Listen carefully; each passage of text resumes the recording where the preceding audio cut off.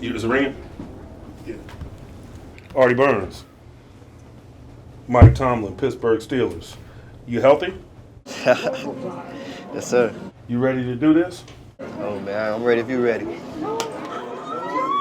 Awesome. In the meanwhile, man, enjoy the evening, man. Celebrate with your family, and I look forward to seeing you. With the 25th pick in the 2016 NFL Draft, the Pittsburgh Steelers select Artie Burns, defensive back, Miami. Really fine corner, Artie Burns, one of the faster kids on the Miami football team. When the Pittsburgh Steelers selected him with their first pick in April's NFL Draft, it brought to a close Artie Burns' memorable two-sport athletic career in Miami. When did you fall in love with football? When did you start playing? As soon as I came out the womb, my whole family, we been pretty much been involved with sports, mainly track and football. Artie Burns out of Miami Northwestern. Very active, very fast. You just could not sit him down. He wanted to try it, he wanted to do it, and he did it. They bring two different emotions out of me, like get a big stop on third down or something like that, or win a big game. Then on track, it's just so individual, like everything depends on you. And I love like being in big moments like that, just to go out there and do what I gotta do. And if he could do better, he would do. He would focus on it. What he was lacking in, he would focus on that to go even further in order to do what he has to do.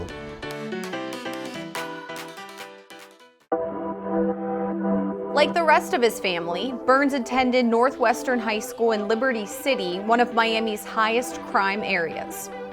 My whole family went to Northwestern, so it's a long line of tradition now. If you make it out of there, in that neighborhood and stuff like that, you can really go far. You can take yourself far. How do you stay focused on the positives and getting out and maybe not the bad things happening in your neighborhood or to your friends? You just gotta surround yourself around good people that's on the same path as you, want you to do even better than everybody else. That's something I did, and not try to be involved in too much foolishness. Your mom was also an athlete. Can you talk a little bit about her background?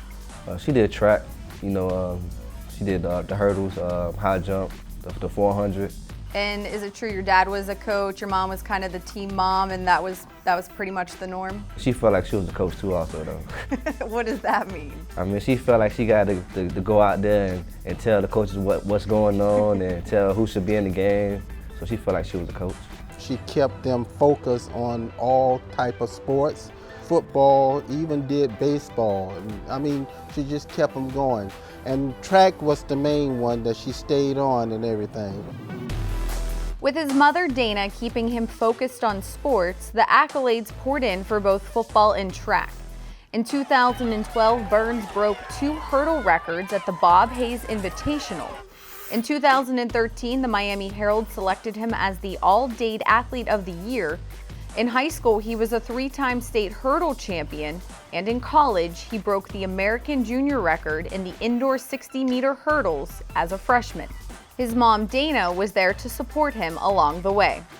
Every detail, even for the tailgates, it came down to, she planned the menu of what we were serving, what we were going to wear, whether it was a special t-shirt or not. She did a lot.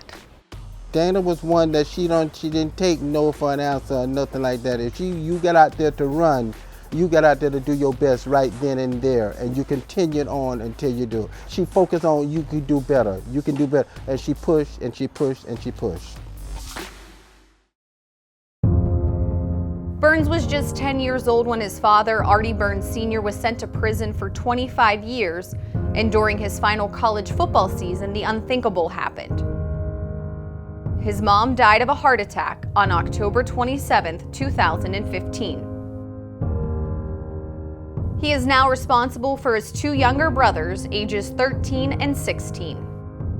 How hard was it dealing with the death of your mom? She wasn't sick, you saw her right before it happened, and being in college, now having all these responsibilities.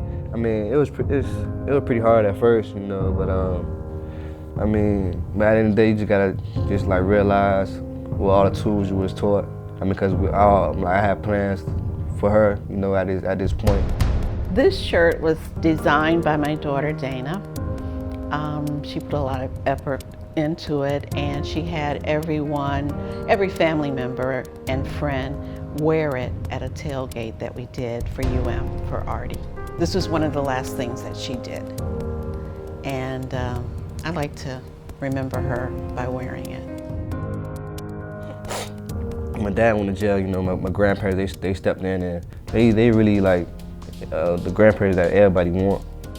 You don't find a single parent that with 3 boys to raise and do it so well. When my mom passed, he kept us on our feet. That's a good brother I always wanted to have. Jordan and Thomas needed to be from point A to point B and making sure that they got to school. If they needed to go to a practice, that they got there, even though he had a practice. You know, it was a lot of juggling, let's say, but he made sure it got done. When all of this was put upon his shoulder, he always knew that if anything came up, that he could come back to his grandparents to give him that support. His broad shoulders has taken on a lot, but we're family, and the saying goes, it does take a village to raise the children. We do have that village. We had decided to do a dedication of a room with all the photos of everything that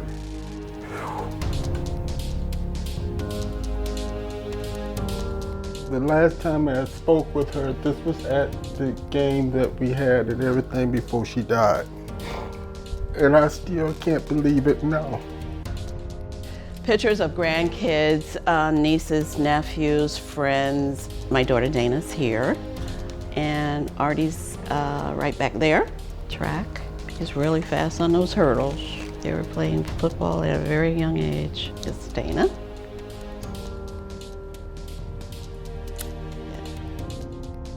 Even though our daughter has gone, she's still here. You know, I can look at him and tell, you know, that he's missing her, but, you know, she's right here.